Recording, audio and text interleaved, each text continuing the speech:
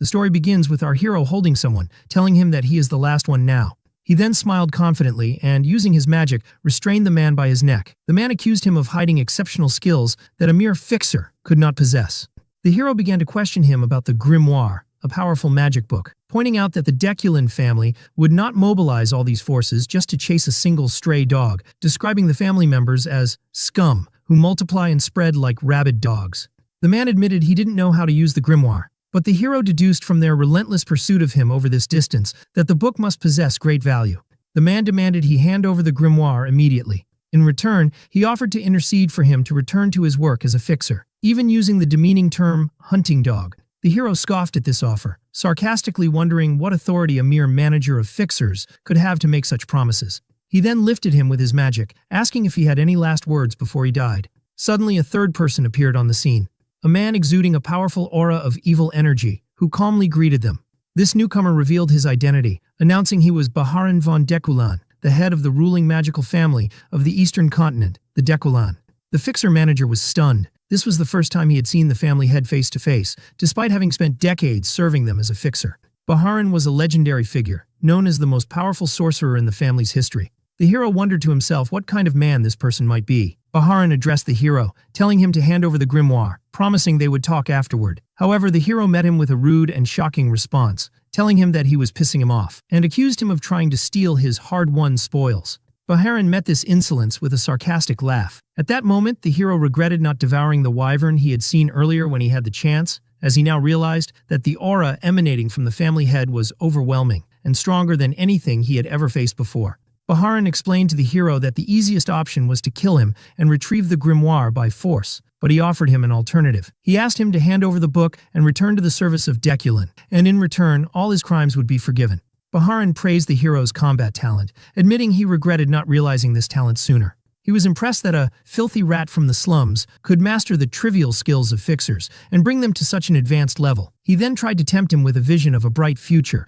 wondering how high a sharp blade like him could soar if carried by the wings of Deculin, and what greatness he could add to the family name. He concluded his offer by inviting him to stand by his side and make history together. The hero agreed to Baharan's offer, but he set one condition. With a cunning smile, the hero demanded that Baharan give him his seat as the head of the family, and only then could they negotiate. He then turned to Baharan, reminding him that he had been watching his battles, and mockingly asked how many people had died because of the magic move he was still applying to the exhausted fixer manager. This challenge angered Baharan, who warned the hero that this was the way he chose to play, and that this choice could lead to his death. The hero acknowledged that this was absolutely true, but he responded with an even greater challenge, inviting Baharan to measure the gap in power between them himself. Baharan accepted the challenge, declaring that he would discipline him first. Baharan began to launch an attack that the hero dodged with great difficulty, and before he could catch his breath, he was surprised by another magic circle that appeared suddenly before him. Realizing that this was the true power of the head of the Deculin family, a power that left no exploitable opening, Baharan reminded the hero of his previous challenge, asserting that some things do not need to be tested, like the vast chasm in power that separated them. He then began to launch another attack. That caused a massive explosion. From amidst the smoke, Baharan asked the hero if he had changed his mind about negotiating, telling him he would let him live, but just barely. The hero responded by asking if Baharan would accept him if he bowed his head now and returned to the shadow of Deculin. But he quickly answered his own question with a defiant shout, "No way!" The hero rose forcefully, blood covering his face, declaring he was tired of eating dog food. He unleashed an attack of blue lightning, shouting angrily and questioning who would be content to become a dog again, as a fancy collar and a big house don't change the fact of the matter. Baharan called him a fool and prepared to unleash an overwhelming power. The hero was stunned by the sight before him, as a massive storm of purple lightning filled the sky. In that moment, he realized something. He finally understood why, on that day, he had looked up at the sky and seen that wyvern soaring with absolute freedom. The reason for his gaze was his suffering and his deep desire to attain that freedom. Despite the overwhelming attack, the hero managed to stand firm. Baharan looked at him with admiration, admitting he thought the attack would kill him, and then asked if he now felt the difference in their power. Still standing, the hero acknowledged Baharan's disgusting power. Baharan asked if he was ready to talk properly now, and asked him to finish the story he couldn't finish before.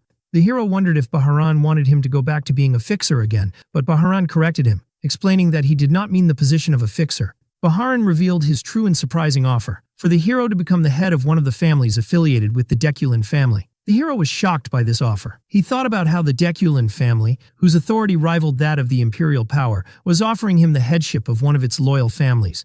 The hero looked at the grimoire in his possession and asked Baharan if this book was his goal from the beginning. Baharan replied that the hero was still underestimating himself, insisting that his desire was for the hero himself, and that the grimoire came second. Baharan saw that the hero was starting to consider the offer, and he promised that accepting it would erase all his past sins, and only glory with the Deculan family would await him. But unexpectedly, the hero began to pour his energy into the grimoire with the intention of destroying it. Baharan asked him in shock what he was doing, to which the hero replied sarcastically that he could have it after it turned to ash. Baharan threatened the hero that he would never die peacefully, but the hero silenced him and told him to listen. The hero explained that fixers don't care about money, but he took this grimoire because it was priceless. He then revealed the dark secret behind it, wondering if Baharan knew about the fixers who were devoured by the young Deculan master using forbidden magic from this book. That scoundrel had devoured the hero's comrades, and the Deculan family covered up the crime. Baharan asked contemptuously if this was all for revenge, noting that the lives of stray dogs are cheap. The hero replied that his motive was not just revenge, he wanted to fulfill his comrades' dreams, and that required money. He also wanted to ensure he wouldn't go back to living in a doghouse after retirement. After hearing everything, Baharan declared that he had heard the hero's last words. He unleashed his final attack, the azure flame of Deculan, an eternal fire that never goes out, and told the hero to regret his choice in the depths of this hell. As the flames consumed him, the hero rejected the idea of regret, shouting that death was better than being Deculan's dog again, and he felt a freedom he hadn't felt in a long time. His last thoughts were that he regretted nothing, and that if he were to be reborn, he would seize his freedom and achieve his true revenge. He was then surprised by what happened. Everything froze as if time had stopped. The grimoire appeared and glowed brightly. Then something strange happened. The hero found himself in another place, wondering how he had survived after being on the verge of burning to death. He felt that something was not right, and the place looked familiar, as if he had returned to the past. Then he remembered he was in the black and white zone, the place where he had struggled to survive daily before becoming a fixer. He realized the incredible truth. He had gone back in time. He wondered what in the world was going on, as he found himself in his younger body. He was sure he had returned to the past, but he noticed that a certain mark was still on his body. Although he didn't understand how, he deduced that the grimoire had done something to cause this return. He remembered that the head of the Deculan family coming himself to take the book proved how important it was. The hero decided that this return to the past was a good thing in any case. He made sure it wasn't a dream. The events seemed too real, and the foul smell of sewage in the place confirmed to him that he was alive. He felt optimistic that this was an opportunity to achieve great success regardless of what he would do. But he wondered what achieving great success meant. He remembered that he once had a dream his comrades also shared, and it was the same reason that pushed him to decide to retire. He began to recall a conversation he had with one of his comrades named Aster. In that memory, Aster told him that they were just homeless people in the black and white zone, lacking clothes, food, and education, and asked him which of these was the worst for him. The hero answered that the lack of food was the worst, but Aster corrected him. After a look of annoyance at the stupidity of the answer appeared on his face, he explained that not receiving an education was the most painful thing. If they had been properly trained and educated, they would not have fallen into the hands of the nobles who enslaved them. Aster revealed his dream after retirement, which was to build a library, a place where anyone, regardless of their wealth, status, or gender, could read books freely. As for the hero, his dream was to go even further. He wanted to build a towering spire, for no particular reason other than that he loved high things. He planned to fill this tower with every book he could find. Most importantly, he would place the secret manual of the Deculan family at the entrance of the first floor, so that everyone could get it, whether they were vagrants from the black and white zone, sons of nobles, or even the butchers in the market. Just imagining seeing those techniques, which the Deculan family considered more precious than their lives, being available to everyone, made him feel ecstatic. He admitted that the problem was how to obtain those techniques, but he decided to leave that for his future self to worry about. His ultimate goal was to spread the secrets of Deculan as widely as possible, which would lead to their complete collapse. Suddenly his dreams were interrupted by a powerful kick to his face. An angry young man appeared and yelled at him for not staying where he was told, then began to kick him repeatedly. At first the hero was shocked by this sudden attack, but he quickly gathered his experience as a fixer who had fought countless battles. He managed to block one of the kicks, which surprised the attacker. The hero calmly told him that he had hit him 7 times. Then, with a sharp gaze, he declared that it was time to pay him back tenfold. The hero prepared for a counterattack, while fear appeared on the attacker's face, and the loud sound of breaking bones was heard. The hero was surprised to find that it was his own hand that was broken, wondering how that happened. The other boy began to scold him angrily for daring to hit someone older than him, calling him crazy. Although the hero managed to land a blow, the young man threw him to the ground and continued to beat him. While the hero's body ached, it was his heart that ached more.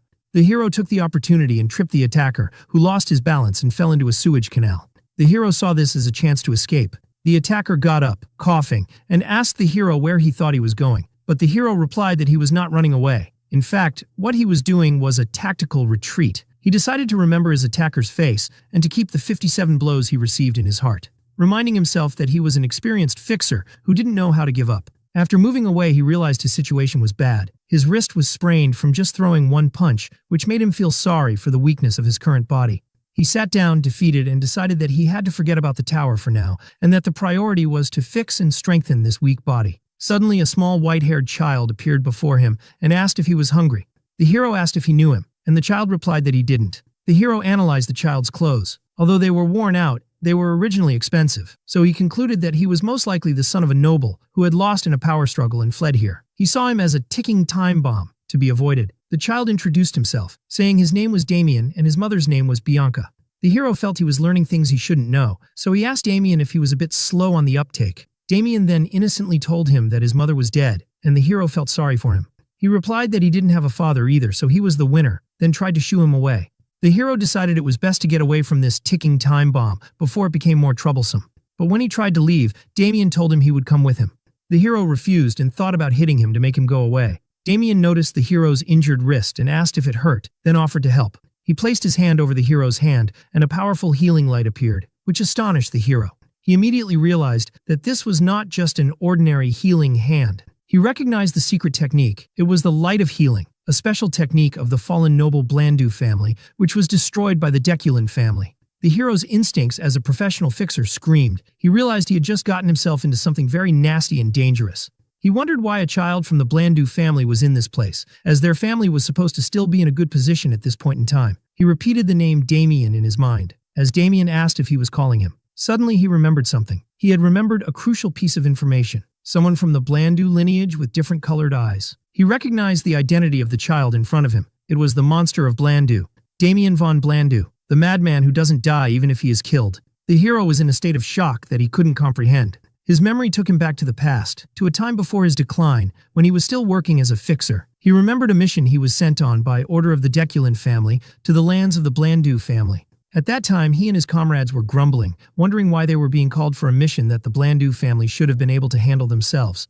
One of the comrades told them about rumors of a monster in the Blandu lands, a monster that was said to have killed dozens. They wondered if this monster was a ghoul or something like that. But what he saw was not a ghoul. He saw a human tearing another human to shreds.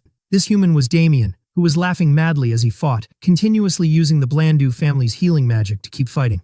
He was a deranged butcher who wouldn't die even after death. The memory ends and the hero returns to his present, where Damien sits before him, an innocent child looking at ants with interest. The hero is still in shock, unable to reconcile the image of the brutal killer in his memory with the child in front of him.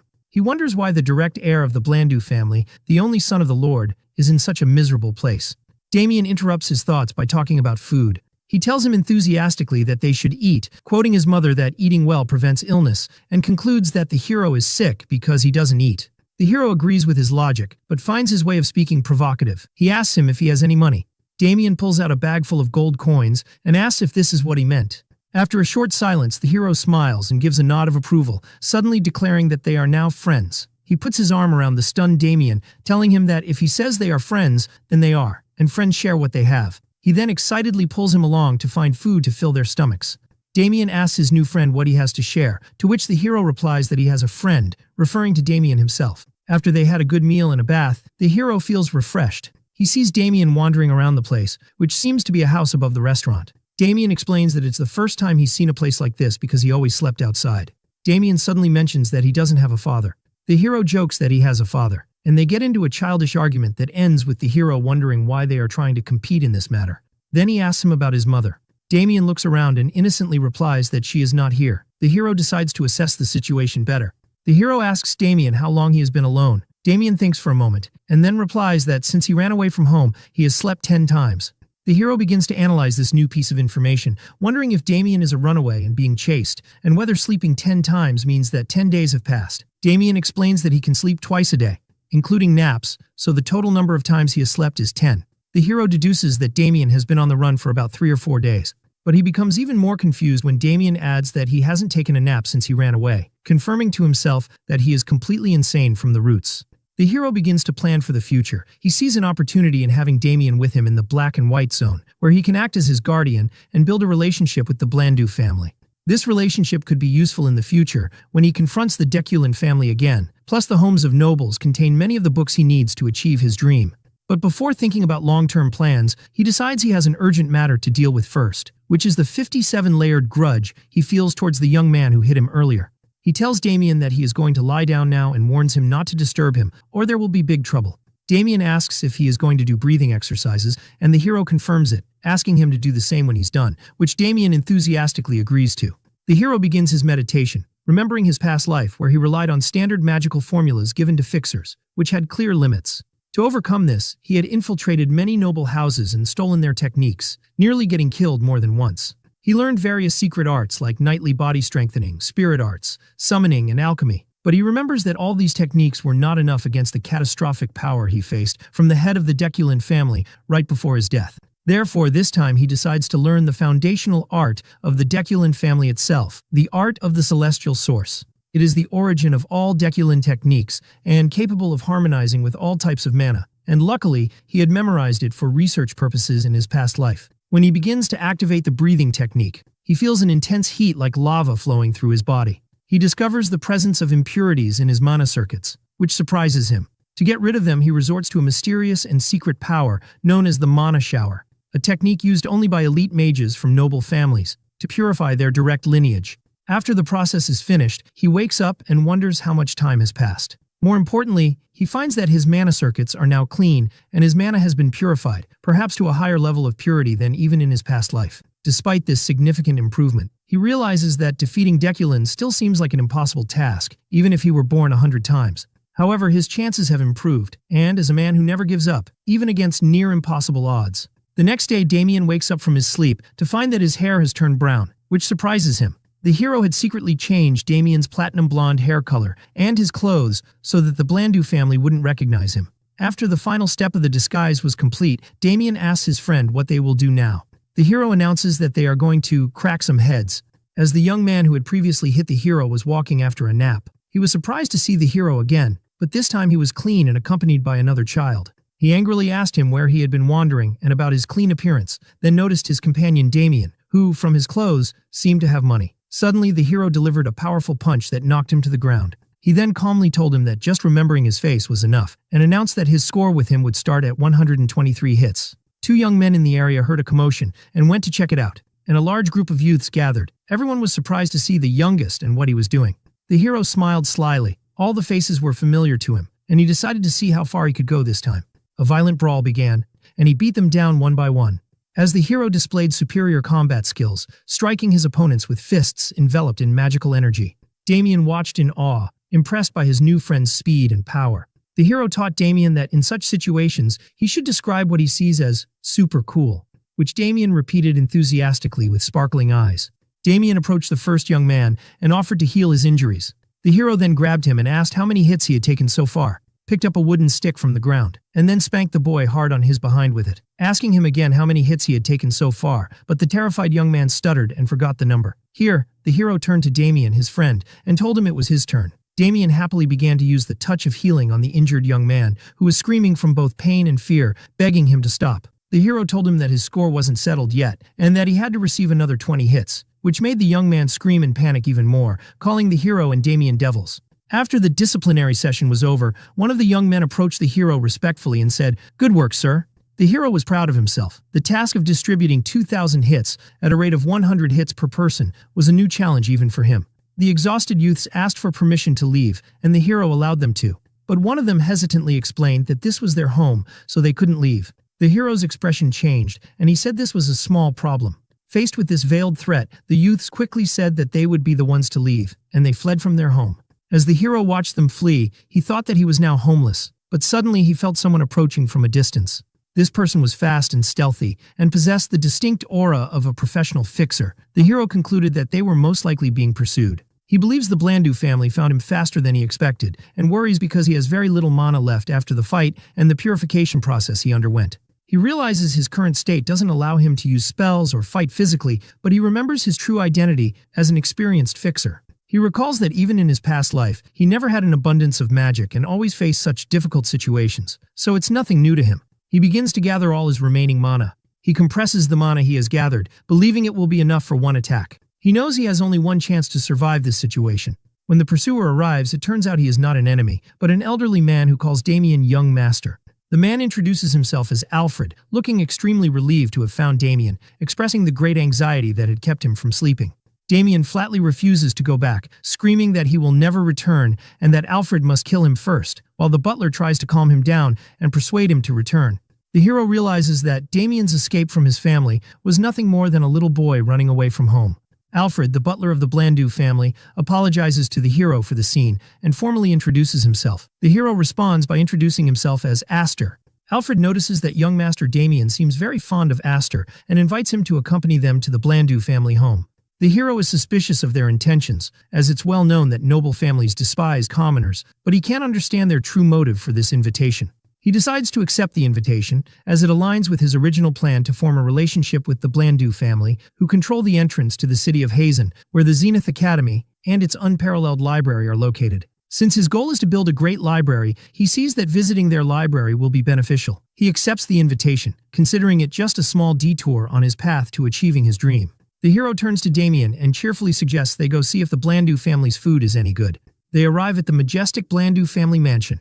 The hero considers this his first official visit to the Blandu mansion. Alfred tells them that it's late and they should rest, then hands them over to a maid named Lassie. When Lassie tries to lead Damien away, the child panics at her sharp gaze and starts screaming and apologizing to her. Elsewhere in the mansion, the sound of a door opening is heard. Someone, apparently the master of the mansion, asks Alfred where Damien is. The butler replies that he was found in the 7th black and white zone and is on his way back. It turns out to be a lady, and she unleashes an angry magical attack that causes an explosion. She asks frantically if Damien is all right and threatens dire consequences if any harm has come to him. Alfred calmly asks her to calm down and listen to his report. After she listens to the report, the lady feels great relief. Alfred comments to himself that this is lucky for the lady, and lucky for anyone who might have harmed the young master. He remembers that this lady was once known by the title Blood Witch. He thinks that given her fierce nature, especially when it comes to her son, it's fortunate the situation ended this way. The lady thanks him for his hard work. Alfred tells her he was just doing his duty, but adds that there is something unusual about the matter, which piques her curiosity. Alfred talks about the new friend Damien has made, who is named Aster. He tells the lady that Aster had sensed his presence and prepared countermeasures even before he appeared before him. He adds that when they met, Aster was holding a mana bullet, a form of compressed magic ready for an attack. The lady is impressed by this, describing Aster's talent as remarkable for a boy from the black and white zone. Based on this talent, Alfred asks the lady to grant him a favor. In a later scene, Alfred stands before the hero and makes him a surprising offer to become his successor. Alfred seems confident that the hero will not refuse. He explains to him that such an opportunity for a rat from the black and white zone means obtaining wealth and honor, but the hero responds impolitely that he is not interested. This shocks Alfred, who asks if he heard him correctly.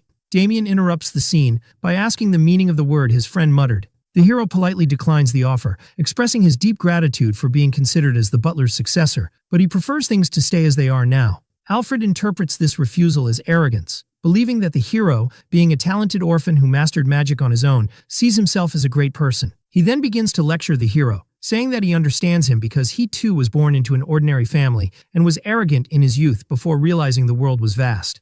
Annoyance shows on the hero's face as he thinks about how trivial this talk is. But Alfred continues his lecture, explaining that the hero might think he can do anything and conquer the world, but things don't work that way. The hero tries to suppress his anger, while Alfred compares him to goblins of the valleys, creatures that grow up in a protected environment and are unaware of the real dangers of the world. The hero responds in his mind that if he were a goblin, he would probably be a wyvern by now, indicating that he is far from naive or weak. Alfred becomes more intense, declaring that since the hero knows nothing, he will personally teach him how vast and terrifying the world is. Alfred opens the doors to a large hall, where many young trainee butlers are lined up to greet him. Alfred asks the hero for his opinion, pointing out that these young men are talents of the Blandu family, all around his age, and that he can surely feel their skills. The hero watches them quietly and admits to himself that the talents of Blandu are indeed impressive. He notes that it's hard to believe they are just teenagers with this level of refinement, as their aura fills the entire place. But he looks into their eyes and thinks sarcastically, "There were goblins here," meaning they are nothing compared to what he has faced. Alfred asks again if he will accept his offer, promising him that he can shine like these children, and even more so. The hero simply replies that he doesn't like to shine, which provokes Alfred. One of the trainees named Winster steps forward and addresses the head butler. Winster tells Alfred with a sarcastic smile that if this boy had truly felt anything, he would never have refused his offer. And since he refused, it means he has not yet realized the true value of the position or the talent present in the hall. Winster volunteers to give the hero a small glimpse of real magic, proposing a training duel. Alfred finds the idea arrogant, but he agrees to it. Alfred suggests that the hero have a quick duel with Winster. The hero realizes he has become a thorn in their side. He understands that they see him as just a lucky stray dog who found his way inside. The hero agrees to the duel, but asks to choose his opponents himself, which Alfred allows. The hero points to Winster and 4 other trainees. He announces that he will face all 5 of them at once, which shocks them. He scoffs at them, saying they should just die if they are scared.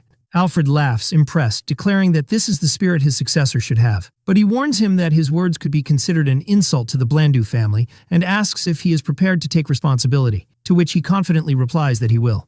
Alfred sets the terms of the duel. The hero must last for exactly 1 minute. If he succeeds, he will receive a gift. If he fails, he will be held accountable for his words. The hero realizes that being held accountable means being forced to become the next head butler and sees it as an attempt by Alfred to bind him, but he agrees to the terms. As they prepare for the duel, one of the trainers expresses his concern to Alfred that the duel might be too dangerous.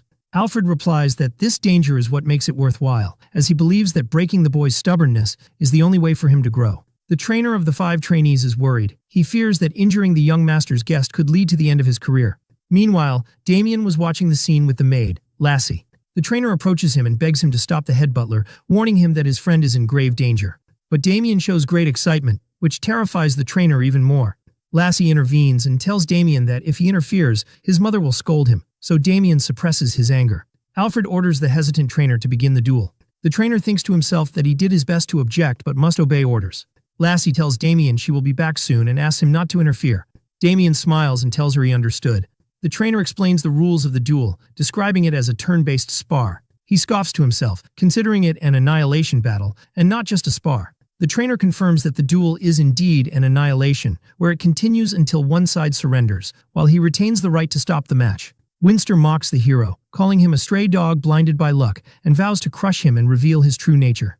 The trainer shouts, announcing the start of the duel, and one of the opponents rushes to attack the hero. As soon as the duel begins, the hero launches his attack on Winster, landing a powerful and direct blow to his chest, leaving him in a state of shock and pain. Winster screams, not believing what happened. Meanwhile, the hero announces that it seems he will be the one giving the lessons now, holding a mana bullet in his hand and declaring that the first lesson is that the smallest peppers are the hottest. Winster recognizes the technique as just a basic manipulation of mana, an ineffective technique in combat. The hero presents his second lesson, which is not to judge people hastily, then unleashes the mana bullet. The bullet explodes with immense force, sending the 5 trainees flying into the air. The hero adds that the world is wide and bitter as he delivers a direct punch to Winster. He offers the defeated trainees to teach them these lessons and tells them to study them well. Winster shouts at him, calling him a madman, claiming that what he is using is not magic. The hero uses what is known as somatic magic, a style that integrates mana with hand-to-hand combat to take down his opponents. The trainer watches the scene in complete shock at the power he is witnessing, while Alfred watches the hero crush his opponents. Alfred analyzes the hero's technique, realizing that the mana bullet he used was compressed at least 3 or 4 times. He imagines that if he had taken a direct hit from that bullet when they first met, it would have been dangerous. He admires the hero's innate control over mana. He thinks that the way the hero defeated his opponents was terrifying. Suddenly, Alfred senses the presence of Lady Bianca and is stunned. Lady Bianca arrives with Lassie, bringing hope to the trainer who believes she has come to save them. The lady asks what happened, and Alfred hesitantly replies that they were conducting a simple test. The lady looks at the chaotic state and the injured trainees on the floor and asks sarcastically if this is what he calls a test. She orders Alfred to gather the trainees and remove them from the place for now. Then she asks Damien to return to his room. She also asks the hero to return to his room, and he thinks to himself, what a shame. The lady summons the trainer, Renbet, and fires him with a single word. She turns to Alfred, telling him that she understands his intentions, but he went too far this time. Alfred apologizes, admits he lost his temper, and is ready to accept any punishment. The lady changes the subject and asks for the details of what exactly happened in the duel, wondering if Damien had helped him. Alfred denies it, explaining that the hero was simply incredibly good at hitting. Alfred apologizes for his distraction and clarifies that the mana bullet he mentioned earlier was used again by the hero in this duel. But this time, he had compressed it an additional 3 or 4 times. The lady deduces that this means the hero's control over mana is excellent, and admits she was very shocked, even though she didn't show it. She wonders in amazement if he had defeated 5 trainees with just 1 mana bullet, and Alfred confirms that he defeated them alone, noting that even highly trained mages find it difficult to manipulate raw mana, instead of using spells. Lady Bianca asks Alfred about the offer he made to the boy, and he tells her that he flatly refused it. This refusal piques the lady's interest, and she decides she needs to reevaluate Aster, ordering him to be brought to her. The hero is summoned to meet Lady Bianca, who welcomes him and invites him to sit, while Damien sits beside her with his mouth full of food. The hero confirms that he heard she had summoned him, and the lady agrees but tells him there is another matter first. She presents him with a box, explaining that she heard Alfred had promised him a gift. The hero remembers Alfred's promise of a gift if he lasted for a minute, but he didn't expect the lady herself to prepare it so quickly. She asks him to open the box. The hero discovers that inside the box is a high-quality elixir, a precious item that is not even given in the Blandu family, except to recruits accepted into the top 5 magical squads. The hero is suspicious, knowing that such valuable gifts always come with hidden conditions. Lady Bianca reassures him, explaining that the elixir is a reward for helping Damien in the black and white zone, and it is also an apology for the duel incident. The hero asks her directly if drinking this elixir will bind him to the Blandu family, which she firmly denies. He then asks her if it is poisoned, and she assures him it is not. He asks for a final confirmation that there are absolutely no conditions, and the lady confirms it, telling him to take it without worry. The hero thanks her and accepts the gift. The hero considers the elixir an unexpected gain, but the lady tells him she has another proposal for him, and he thinks to himself, I knew it. The lady offers him a scholarship to attend the academy with Damien. She explains that Damien was supposed to start his studies last year, but he strongly opposed it, which led them to postpone it, and she never imagined he would run away from home to avoid going to the academy. The lady explains that she is asking for his help because Damien admires him, which Damien happily confirms, saying he would be happy to go if his friend was with him. The hero realizes that Lady Bianca is in a bind. Forcing Damien to go might push him to run away again, but she has no other way to change his mind. The hero sees this offer as a good opportunity. Attending the academy is great, and school connections are very valuable in a world that relies on family and regional ties. Although the offer is very good, he feels he is being drawn into the affairs of the Blandu family. He tells her he will think about it for now, and she agrees and asks him to inform her of his decision.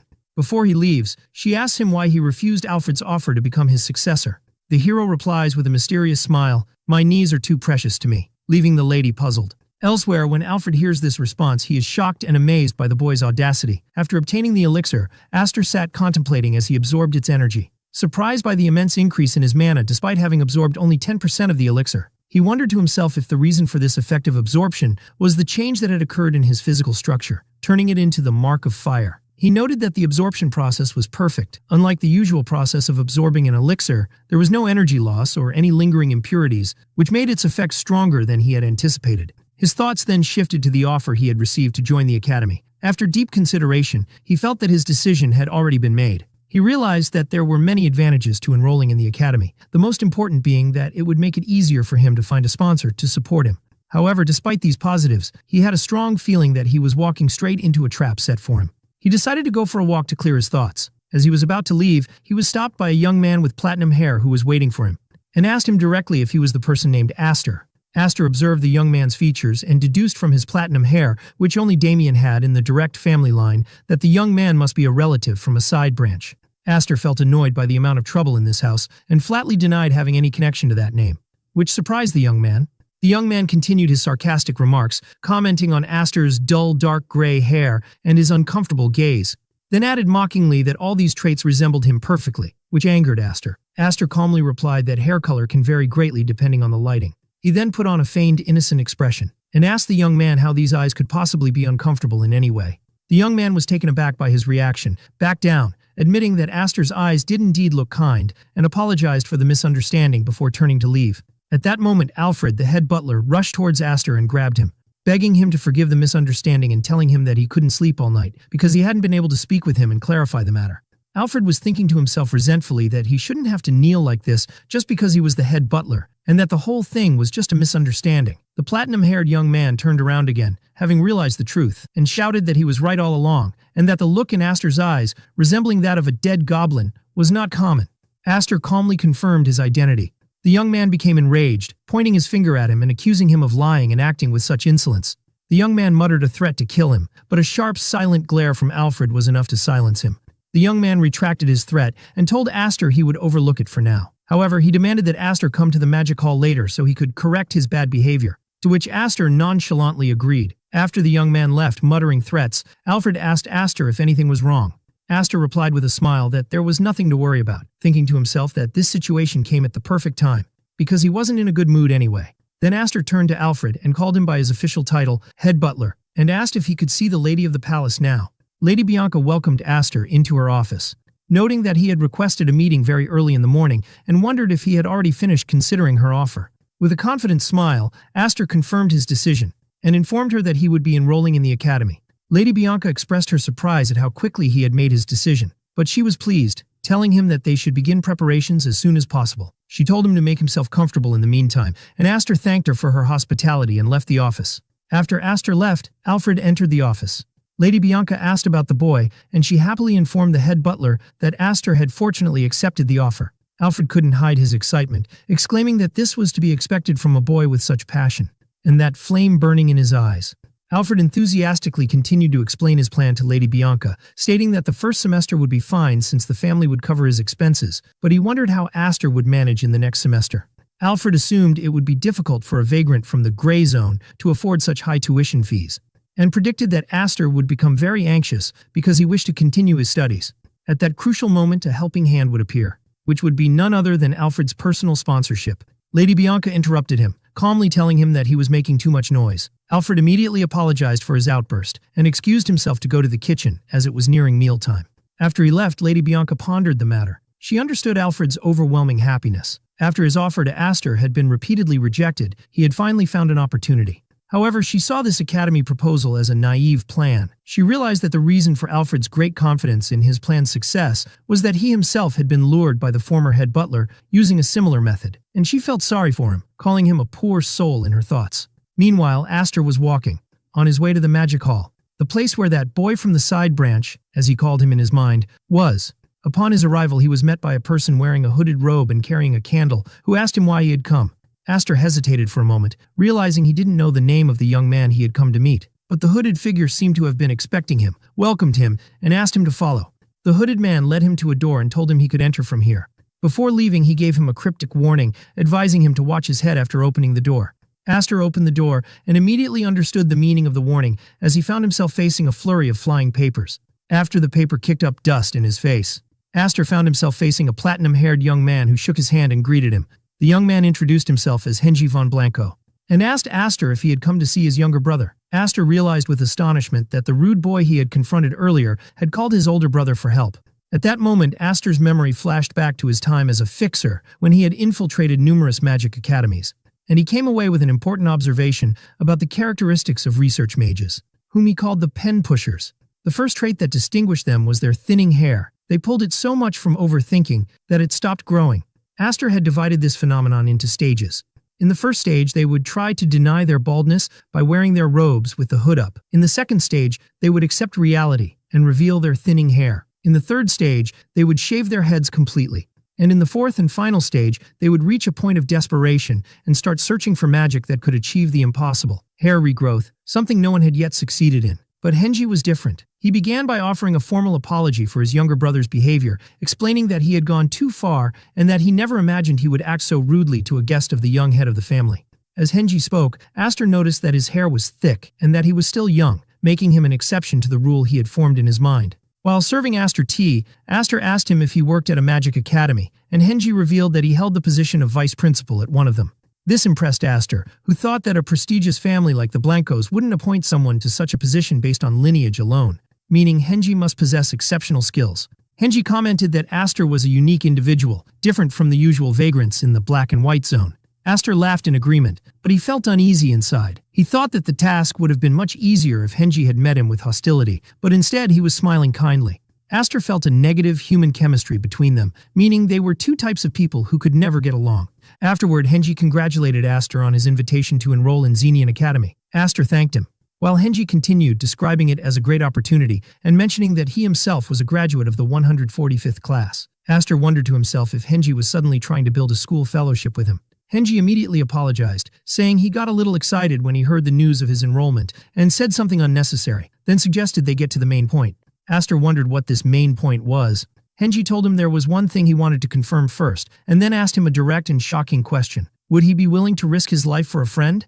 Henji explained that the entire fate of the Blanco family was at stake. He then offered him a glowing book, promising that if he was willing to risk his life, he would give him this book. Aster was utterly shocked. He recognized the book immediately. It was the core secret of the Blanco family, the Tome of Healing Light. Meanwhile, in the palace garden filled with yellow flowers, Lady Bianca was tending to the flowers. Breathing a sigh of relief, she felt relieved that the problem of Damien's enrollment in the academy, which had been a major headache for her, had been resolved without any trouble, lifting a great burden from her shoulders. Her thoughts turned to Aster, whom she considered a very good friend to Damien. She acknowledged that his talent was very good, and as for his personality, she recalled Alfred's description of him as someone who could be rude or bold at times, but she saw that as normal for someone his age. What she liked most about him was his steady attitude, and his complete lack of flattery. Even after learning about Damien's background and status, she concluded that his standing was different, and for that reason, he deserved to stay close to them. But for that very reason, she believed he would never belong anywhere, just like a free bird that cannot be caged. She thought that there were many ways to keep people close, and that she would have to consider these methods over time, for she was determined not to give up such a good talent for Damien's sake.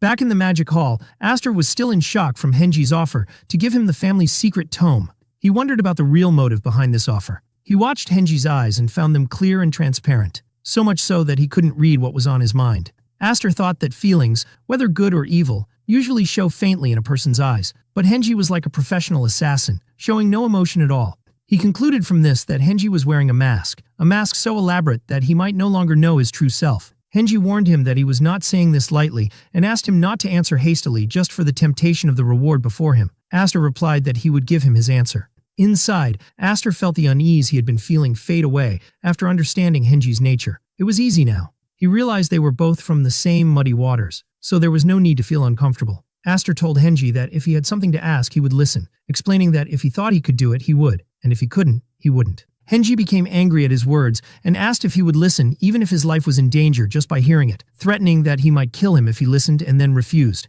Aster looked at him defiantly and told him to go ahead and kill him, asking sarcastically if a man could die twice. But he quickly remembered to himself in embarrassment that he, personally, could die a second time.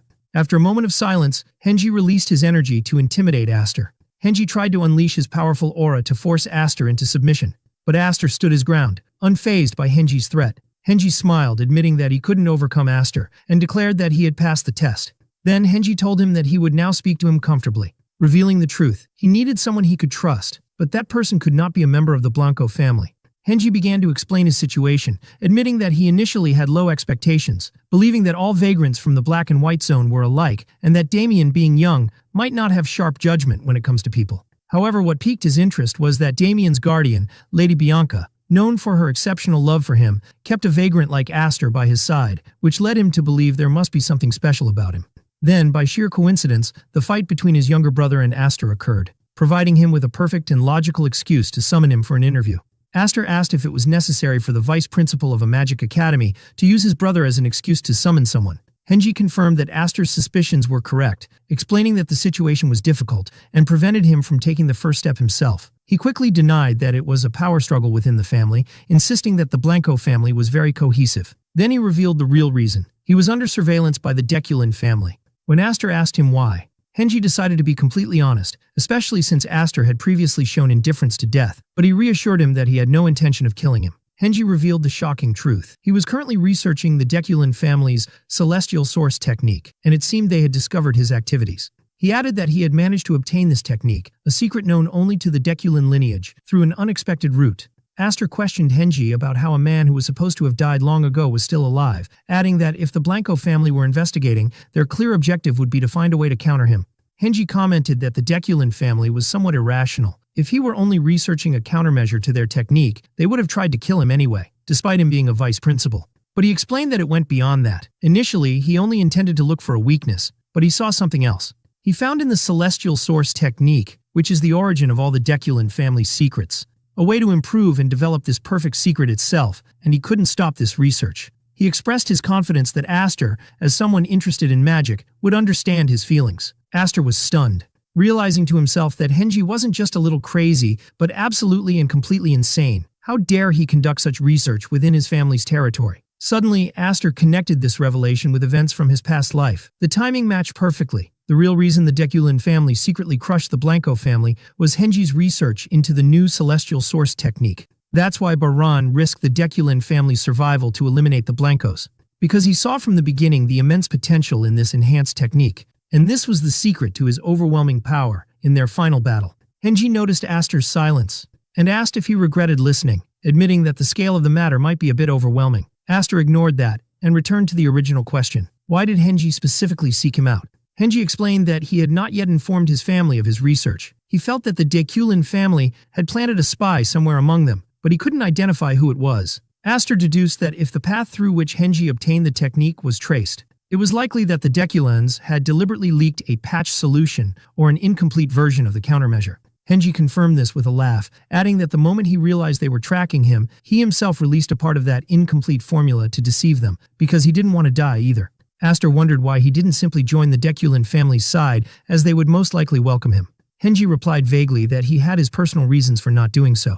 Henji explained to Aster that since he wasn't tied to his family, he needed him to do something behind their backs. He revealed that this research was in fact a collaborative effort, but his own part had reached a dead end. He asked him to take his thesis to Professor Baron at Xenian Academy, and promised that he would ensure he was well compensated. In return, he would grant him the Spell of Healing Light. Aster saw this offer as an invaluable opportunity, and decided to accept it. But he wanted to raise the stakes, so he proposed to take the Spell of Healing Light now as collateral, and when the new celestial source technique was completed later, he would take that as well. He justified this by saying it would make them true partners in the same boat, an all-or-nothing deal. Henji described him as truly audacious, but noted that his logic was simple. He wouldn't accept the job if the terms didn't suit him.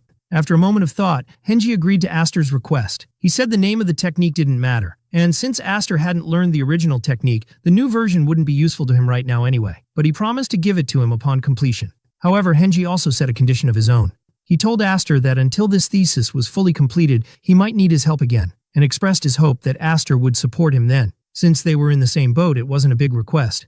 Aster agreed immediately, confirming that he would help as long as it concerned the thesis. As he was taking the papers, he jokingly added that he couldn't read. After Henji froze for a moment, Aster admitted he was kidding, prompting Henji to mutter in annoyance that Aster was rude and boring. Afterward, Aster asked about Professor Baron and whether he could be trusted. Henji laughed and told him that he and Baron had always competed for first and second place since their academy days, even when they became assistant professors. He added with a sigh that this rivalry ended as soon as he returned to the Blanco family. But he was always one step ahead of him. Aster thought to himself what a miserable world it was, for there was another madman like Henji at the academy. Later, in Aster's room, Damien was wondering why Aster was packing all these things into his subspace pouch, reminding him that he was told not to get caught. Aster noticed a letter sealed with red wax on top of a pile of books. He opened it to find it addressed to him, "To my dear Aster." Aster scoffed at the word dear. The letter was from Henji, telling him that these were the magical texts he must learn for his future, and that he had written the learning order at the bottom for him to follow diligently and acquire the intellect befitting his status. And he had signed it, "From your friend, Henji von Blanco." Aster looked at the piles of books and the detailed letter, admitting it was a truly wonderful gift. He realized that Henji was a true genius for his ability to organize a graded learning path from basic to advanced magic, but at the same time, he was also a madman. He smiled, commenting, "Not bad," then sat down and began to write something. He had started a book sponsors list for his future tower, and the first name on it was Henji von Blanco. He counted the books he had received, which numbered around 132, excluding the healing spell and the new technique's thesis. He thought that making the Spell of Healing Light available to the public in his tower was another matter, one he would discuss with Damien later. Aster remembered the image of Damien happily hugging a cat and calling him my friend, and Aster smiled to himself, considering it a privilege of friendship. His thoughts then returned to the 132 books Henji had given him. He realized they were not just scattered books, but a complete category of knowledge. With this collection, anyone wishing to learn magic could build a solid foundation for themselves. His perspective had changed. Previously, he had only thought about hoarding books in his tower. But now he realized that these books would become the true identity of the tower, a place that bestows knowledge upon all who seek it. Elsewhere, Henji was thinking about his meeting with Aster, considering it an unexpected gain. His initial plan was to hand over the thesis if Aster was useful, and to get rid of him if he wasn't. But now he found Aster to be an interesting person. Henji remembered Aster's bold response to his death threat, and how it wasn't just bravado. His eyes truly showed that he was indifferent to death. This made him different from the other pigs, as he called them in his mind, and he actually found it amusing. Henji felt that Aster was hiding a lot, which made things more exciting for him. He had finally found someone who stood in the same place and looked in the same direction, and what's more, who desired his results, a new feeling he had never experienced before. He wondered for a moment if Aster truly couldn't read, but he quickly dismissed the idea as impossible. When it was time to leave for the academy, the maid informed Aster that he would have to fill out some simple forms upon arrival, adding that both young Master Damien and Aster were exempt from the entrance exams. She informed them that they would now be official students of the academy. The lady commented that the new uniform suited Aster. He thanked her, and then they set off. Aster thought that prestigious families always receive special admission, and that this deal wasn't bad for him either. At the carriage, Damien and Lady Bianca were waiting for them. Damien called out to Aster excitedly, and urged him to hurry.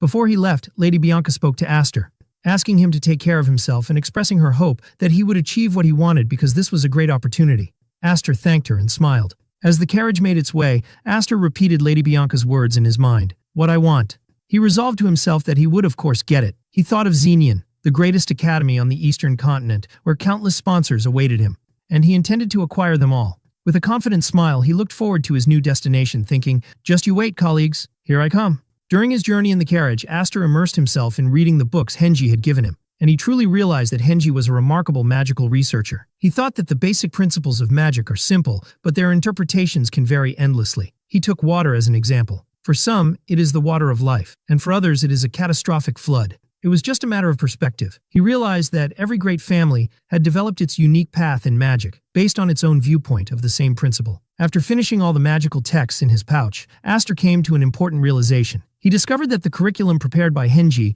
was directly linked to the celestial principles of the Deculan family. His thoughts were interrupted by Damien's enthusiastic voice calling him my friend and telling him to look, announcing that they had finally arrived. Aster looked out the window to see the imposing building of Xenion Academy before him.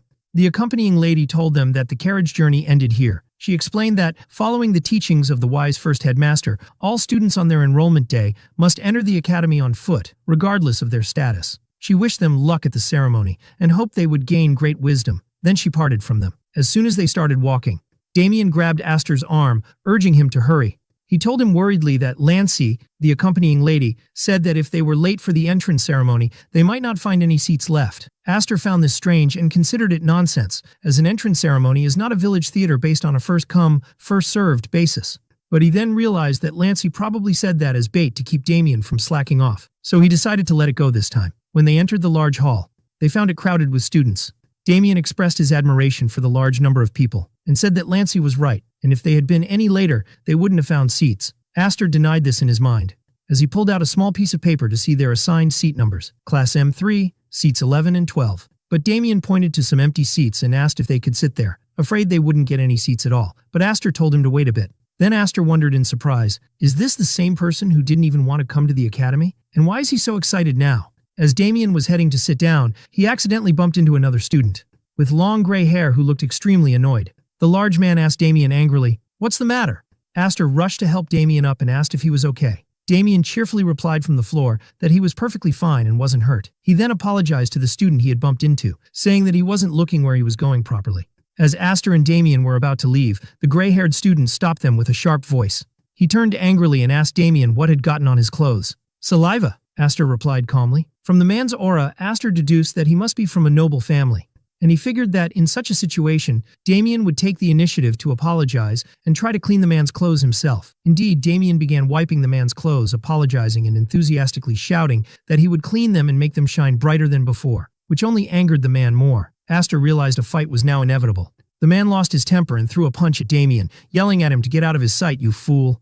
But before he could do anything else, Aster intervened and grabbed his fist tightly. Aster told his classmate that he thought he was making a mistake, and suggested he stop right there. The noble student angrily asked him who he was.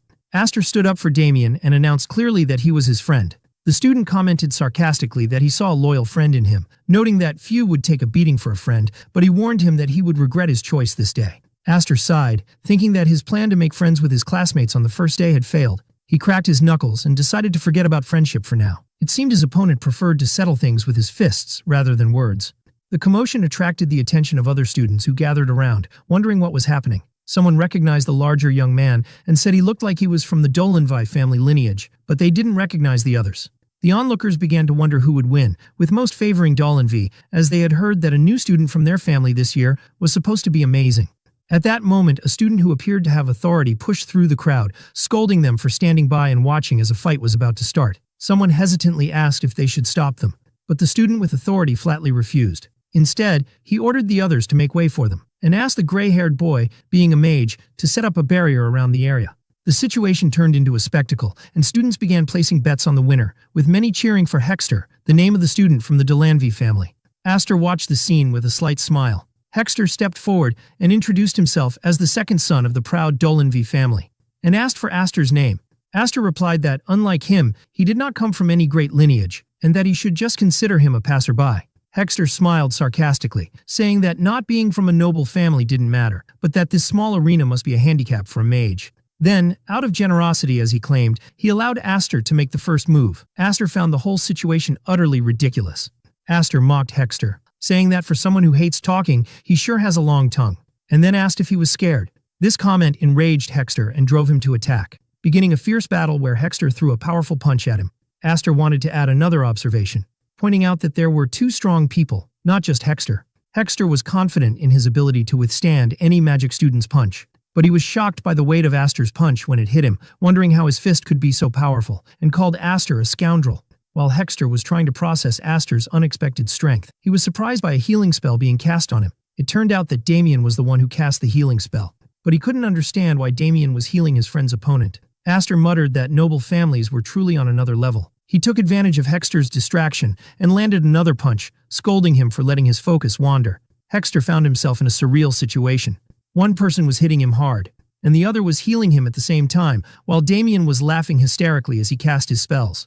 Hexter felt his heart pound violently, called them madmen in his mind, and wished he would just lose consciousness to end this nightmare. He wondered to himself, "Am I scared?" The crowd started yelling at Hexter, asking what he was doing and telling him not to back down. They cheered for him, reminding him that he was the pride of the Dolanvi family, the star of the Eastern continent, and the hope of all martial artists. They demanded he end it quickly and not prolong the fight.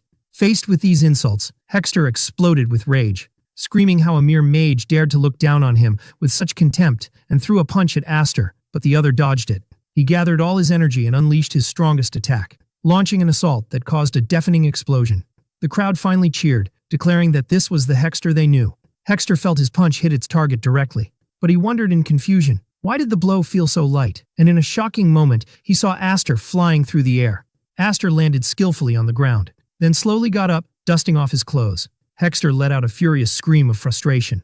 Aster watched him calmly as he lunged at him again, thinking about the situation. He had noticed that Damien kept healing Hexter, and he realized that to end this fight, he would need a single knockout blow to render him unconscious. Aster decided to use a special technique he had developed with his comrades in his past life. This technique relies on drawing energy from the collision of mana particles. It is neither a martial art nor magic in the traditional sense, but a pure technique born from the very properties of mana itself. He called this style the collision style. Aster unleashed his attack, which created a powerful flash of blue light. The spectators were shocked by the intensity of the scene, wondering in amazement what they were seeing. The thick dust from the attack obscured the outcome of the battle. The spectators stood in eager anticipation of the final result. Aster raised his hands, declaring his victory, then shouted, "Cheers!" Aster asked the spectators to raise their voices louder, and their response came in successive cheers, excited reactions, and a roar that filled the place, expressing their astonishment at this violent and thrilling fight. Those who had bet on Aster celebrated their unexpected win. Damien ran towards Aster, shouting excitedly, "We did it!" To which Aster calmly replied, "Yes." Aster looked at the jubilant crowd and thought that they should stop acting so naive. Meanwhile, a nobleman and his companion were watching the scene with disgust, describing a magic student fighting in such a way as extremely vulgar. Suddenly, an angry man who appeared to be an academy official pushed his way through the students, yelling and demanding that they move away. He asked with intense anger who dared to start a fight on the first day of the entrance ceremony, and threatened to drag everyone away if they didn't move immediately. Aster thought that he had caused a big scene, but he wasn't worried. After all, he was a fixer with many ways to escape, and everyone had enjoyed themselves.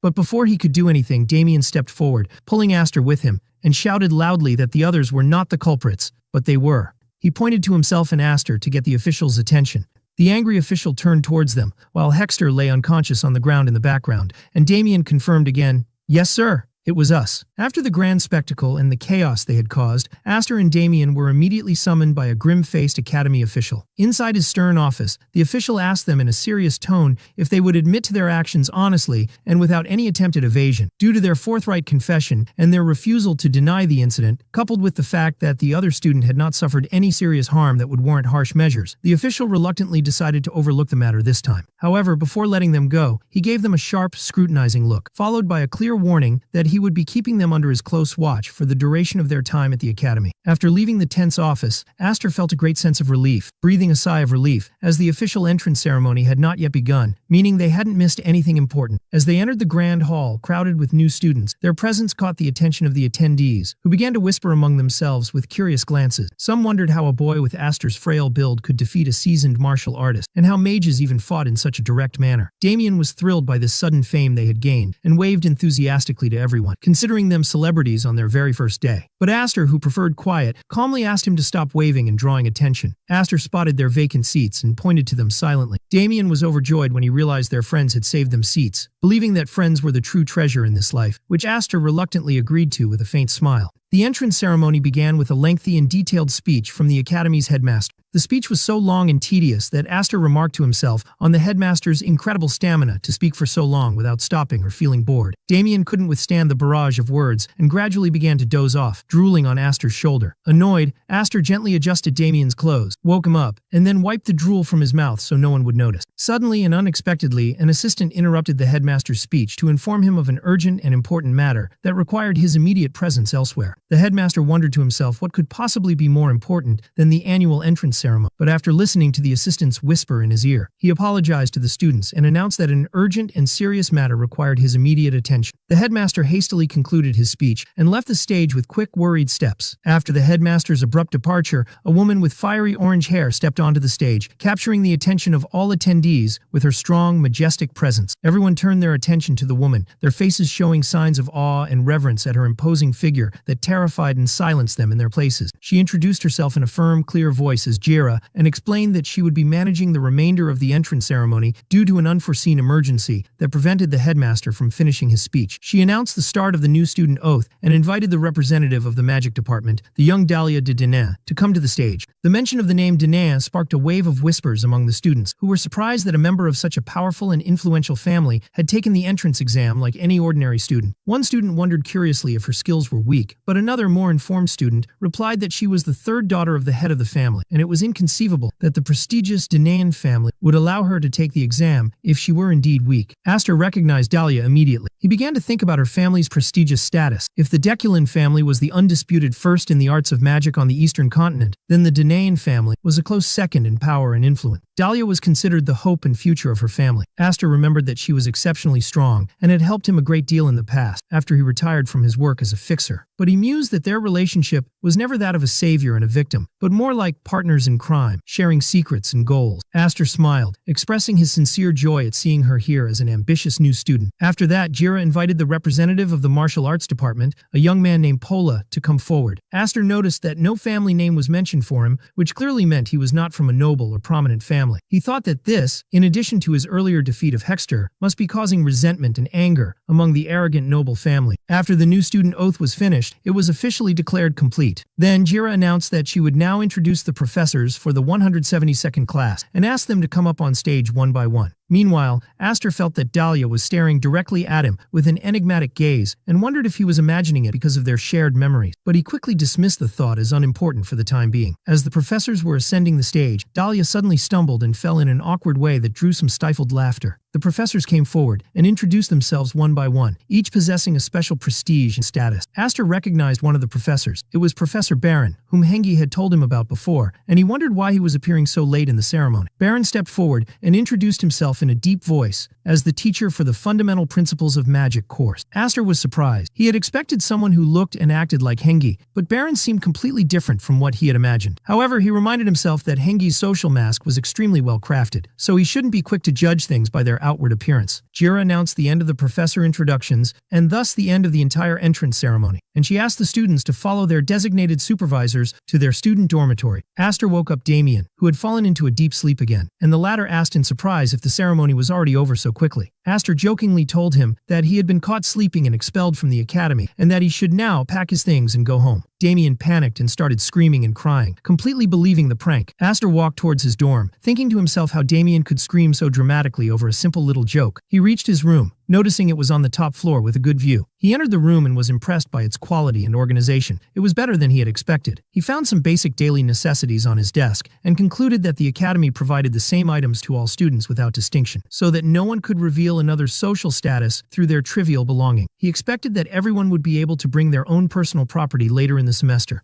Then he saw his roommate, whom he immediately knew was Pola, the representative of the martial arts department. Aster noticed that Pola did not look happy at all to see him. In fact, his face was grim. Pola told him coldly that he didn't care what Aster did in the room, but he laid down one strict rule. Neither of them was to interfere in the other's affairs, and that included talking. Starting from that moment, Pola asked in a clear, threatening tone if he understood the rule. Aster looked at him calmly, thinking to himself, "Look at this arrogant guy." Pola was annoyed by his silence and angrily asked him why he wasn't responding. At that moment, Aster thought that Pola was the top student in the martial arts department and wondered about his true strength and what was making him so tense. Suddenly, and without any warning, Aster lunged at Pola in a swift, surprising move. Pola drew his sword in a fury, shouting at Aster and demanding to know what he thought he was doing with this sudden attack. Aster secretly watched his movement and was impressed. He noted the masterful way he held and drew his sword without hitting anything around him in the cramped room, admitting to himself that his combat level was not bad at all. Their tense confrontation was interrupted by the voice of Damien, who appeared at the door and ordered Aster to come out of the room immediately because he had come to visit. Aster grabbed Pola, who was about to leave while muttering angrily, and the latter told him that he was leaving and would not stay in this room. Aster calmly replied that he didn't mind that at all, but in return, he asked him not to complain later even if he decided to sing loudly until midnight, and asked if they had an agreement on this condition. Outside, Damien was waiting impatiently for Aster, calling out enthusiastically, "My friend." When they met, Damien curiously asked about the identity of Aster's angry-looking roommate, to which Aster simply replied that he didn't know. Damien was surprised how his friend didn't know his roommate's name, so Aster explained that he wouldn't have recognized him anyway, as he had been unconscious for most of the ceremony. Damien excitedly suggested that they explore the academy grounds together. Lancy had told him that there were many tourist attractions and beautiful sights, and she had made him promise to take Aster on an exploratory tour on the first day. Aster thought that Zenon Academy was indeed huge, and concluded that Lancy wanted Damien and himself to learn the layout of the place well so they wouldn't get lost in the future. Aster agreed to the idea, considering it might not be a bad and could be useful. But he suddenly felt a slight tingle, a strange sensation his trained senses began to pick up, one he knew well from his past life. It was the presence of fixers, those stealthy assassins also known as running demons. Aster decided to use this tour to see how many of them were around, and urged Damien to hurry up and wander around the place with feigned enthusiasm. Damien was mesmerized by the stunning views around him, shouting with childish admiration, especially when he saw a large, beautiful lake, commenting that there was nothing like it in his desert homeland. Aster felt exhausted as if he were babysitting a small child, and realized this was Lancy's plan to push him into this tiring situation, but he vowed to himself that he would always repay this debt to her. Aster jokingly replied to Damien that he should ask them to build a private lake for him, and when Damien was surprised by this suggestion, he simply explained that he just had to dig a big hole and fill it with water. Damien got excited about the idea and decided he would have them build him one bigger and wider than this one. Aster asked him what they should name the new lake, and Damien suggested the name Blood, Sweat, and Tears, which Aster found deeply amusing for its strangeness. When Damien saw a magnificent and exquisitely carved statue, Aster repeated the same joke about asking to have it built and named. When he saw a beautiful dragon as well, Lancy, somewhere far away, suddenly felt a shiver run down her spine without knowing the clear reason for it. Aster decided that the tour time was over and that they should return to the dorm now. On their way back, Aster was silently counting the fixers in his mind. He had counted 7 of them so far and estimated that the total number was around 10 scattered throughout the academy. He pinpointed that their main gathering point and center of operations was the second magic hall, which was the same place where Professor Baron's laboratory was located. He confirmed to himself that their target was indeed Professor Baron. Aster deduced that the Deculin family had realized that Hengi had a partner helping him, and they were now monitoring Professor Baron as he was one of his few known acquaintances. Aster spotted one of the fixers hiding in the nearby bushes watching them. He smiled to himself, realizing they weren't watching him, but had attached themselves to their target, the professor, at the perfect and opportune moment. He looked up at the clear night sky and decided that tonight he would find out how much information they really knew about Hengi's plans. That night, under the cover of darkness, one of the fixers moved stealthily towards one of the academic building, and 2 masked fixers met inside the dark building. One asked the other where the rest of the team was, and he replied that they had gone ahead to the designated location. The newcomer explained that strict orders had come from high command to gather at the target's nest. When asked if he meant the primary or secondary target, he confirmed it was the secondary target. He added that they had received important intelligence that the precious item would be delivered to the secondary target at midnight tonight, and that they had managed to track the primary target, Hengi. The first fixer deduced that Hengi had finally made a move from his hiding place, and that their specific target among the secondary targets was Professor Baron. The other fixer panicked, asking about the single digits, the elite of the fixers, and how they were expected to breach the defenses of the monstrously powerful professors on their own. He insisted that to accomplish a mission of this danger, they needed at least number 1, or 2 or 3 of the elite. But his colleague told him that number 1 would not be coming, nor would the other elite. This news infuriated the second fixer, but his colleague revealed an unexpected surprise. Joining them on this mission would be Kalahin, the legendary fire demon. The fixer was shocked upon hearing the name. He knew that Kalahin was the vice captain of the Crimson Jewel Mage Corps of the Declan family. He realized that Kalahin was a dangerous man who would burn everything in his path to complete the mission without hesitation, which meant that the command expected them to be prepared to die and sacrifice themselves. His colleague tried to calm him down, pointing out that it might not come to an open fight, as exposing a well-known and important mage like Kalahin on such a mission would be a great risk for the Declan family. They agreed to move immediately, realizing that their slim chances of survival would improve the faster they gathered with the rest of the team. Meanwhile, Aster was watching quietly from his balcony, thinking about the important piece of information he had picked up. Midnight tonight. He remembered the name he had heard clearly, Kalahin. Aster recalled his memories of Kalahin, who had been at the peak of his power even in his previous life, after the Deculan family nearly destroyed itself in its grueling war against the Blancos. Kalahin remained loyal to the family even as it weakened and crumbled. Despite his danger now, Kalahin's true peak of power was after that devastating war, where he carved his name into the pages of history as the unstoppable fire demon of Deculan. Aster saw this as an irreplaceable opportunity. He had decided that he desperately needed to take something from Kalahin, as his flame was a secret art of the ancient Deculan arts, and the risk of facing him was definitely worth the reward. Aster realized that this was why the fixer who had been watching him suddenly retreated, and he considered it a precious catch that could not be missed. But one thing puzzled him greatly. The thesis they were looking for was with him. While they claimed it would be sent to Professor Baron, Aster was absolutely certain that his copy of the thesis was not a fake at all, and that their item could only mean this thesis, which meant there was a missing piece in the whole puzzle. Aster cleverly deduced that the thesis to be delivered tonight must be a fake and just a bait. Later that night, while Aster was pretending to be in a deep sleep, Pola began to prepare in silence, dressing in his black clothes and equipping himself with the necessary weapons for the upcoming mission. Pola glanced at Aster's bed and made sure he was completely asleep before leaving. Meanwhile, in Professor Baron's dark office, Baron was engrossed in writing at his desk. He suddenly sensed intruders and was filled with anger at the scum of Deculan. He had tolerated them when they were watching him from a distance, but he could not accept the idea that they would dare to invade his territory with such insolence and audacity. Baron became aware of the intruder's presence as a masked figure slowly opened his office door to find him right in front of him. He recognized the person by his energy as a hired mercenary, but the intruder was surprised when the professor recognized him and revealed his identity. It was Pola himself. Baron calmly confronted Pola, advising him that if he wanted to hide next time, he should first learn to control his energy, as this was the most basic principle of stealth and infiltration. That is, if there would even be a next time. Baron realized that Hengi was behind all this, and that he had tried to smuggle the thesis behind Deculan's back, but had fallen into the trap like a fool. But he quickly corrected himself. That cunning rascal Hengi would not fall into a trap so easily, and he wondered about his true goal in this complex play. Suddenly, a massive explosion completely destroyed the office wall, and a man with long red hair entered, greeting Professor Baron with a theatrical smile. He introduced himself as Kalahin, but dismissed the idea that a professor confined to his laboratory would have ever heard his name. Pola was shocked by this new and sudden visitor. Kalahin completely ignored Baron and pointed at Pola, saying that the sword he carried suggested he was a cheap mercenary. But Baron cut him off coldly, telling him that he had indeed never heard his name before. Baron ordered Kalahin to stop this nonsense and speak seriously. Baron added coldly that his foul stench alone was enough to make his nose rot, which surprised Kalahin, who was not used to such treatment. Kalahin burst out laughing, commenting that this was the first time anyone had treated him this way, and then decided to get straight to the point. Kalahin announced seriously that that man, pointing to Pola, would die tonight. And as for the professor, he might consider leaving him with one eye and one arm as a form of mercy. A fierce battle erupted immediately, with Baron standing in front of Pola to defend him, unleashing a massive wave of ice energy, which resulted in a large explosion that shook the foundations of the building. Pola was shocked by the immense power of the explosion. Baron told him that from now on, he would not see him as a student, but as a mercenary, and that he must protect his own life and rely on his skills. Pola agreed as he gripped his sword tightly, ready to fight to the death. Baron wondered to himself how no alarms had gone off in the academy after such a powerful and destructive explosion. Professor Baron concluded that the rats of Deculin must have concealed the entire area with a magical barrier to prevent the alarms from going off, and he wondered to himself if he should really trust this novice mercenary who looked nervous. On the opposite side, Kalahin noticed an envelope on the floor that reeked of the filth of the Blancos, as he described it. Kalahin saw that Baron would not peacefully hand over what he wanted, so he wondered what to do, then suggested with a wicked smile that they have some fun, and unleashed a massive fire attack that swept through the room. Baron sensed other intruder, and when he looked behind him, he saw a large group of fixers rushing towards the building they were in.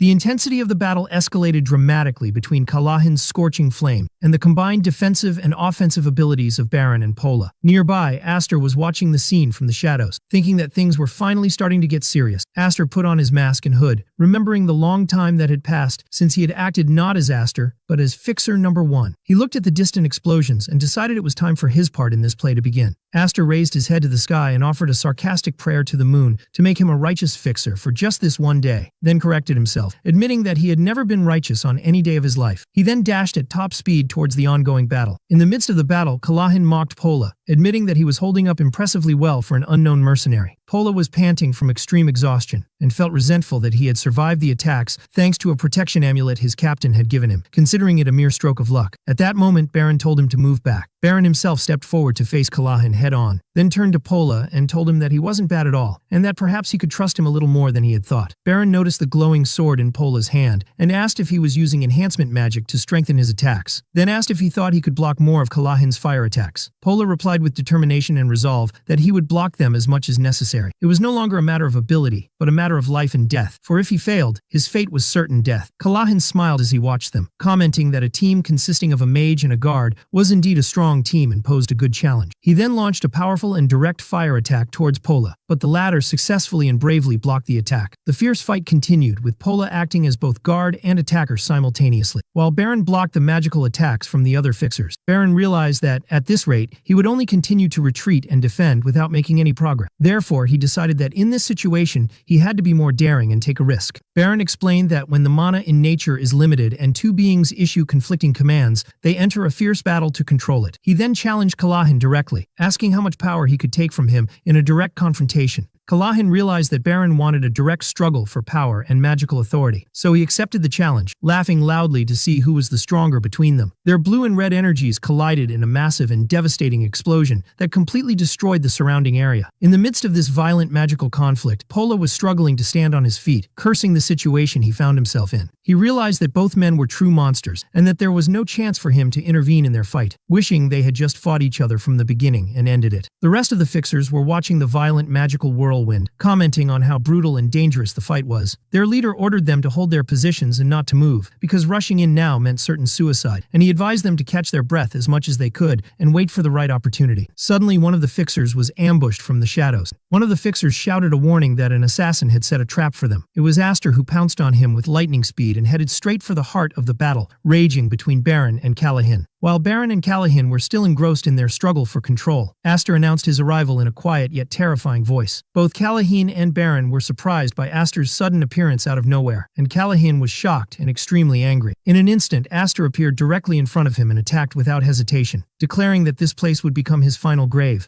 The attack pierced Kalahin's defenses, and the latter felt that he would die if he did not act as quickly as possible. Kalahin used a powerful fire spell to create distance between himself and Aster, then was thrown far away, coughing up a large amount of blood. But Aster emerged from the explosion without any visible damage and rushed towards Kalahin again. Kalahin realized in terror that his mana was beginning to reverse and rebel against him. The rest of the fixers seized the opportunity and moved quickly, in a desperate attempt to stop Aster from reaching Kalahin. The injured Kalahin quickly took out a potion to curb the backlash of his energy, wondering where someone with such monstrous strength as Aster had come from. Meanwhile, he was watching Aster's fighting style, and despite the situation, he was deeply impressed. He noted that his movements were perfect and flawless, and that his spells were precise and instantaneous. Kalahin was surprised at himself, wondering if he was truly impressed by this mysterious man who had appeared so suddenly. Kalahin unleashed his latent anger and began to form huge, glowing red magic circles. He shouted that he didn't know who this unknown intruder was, but he vowed to kill him and make him regret his interference. He launched launched a massive fire attack from his magic circles, hitting the fixers, who unfortunately found themselves in the path of the devastating blast. Aster was at the heart of this fiery attack, facing it steadily while wearing his feature-hiding mask. As the explosion swept through the entire area, engulfing everything in scorching flames,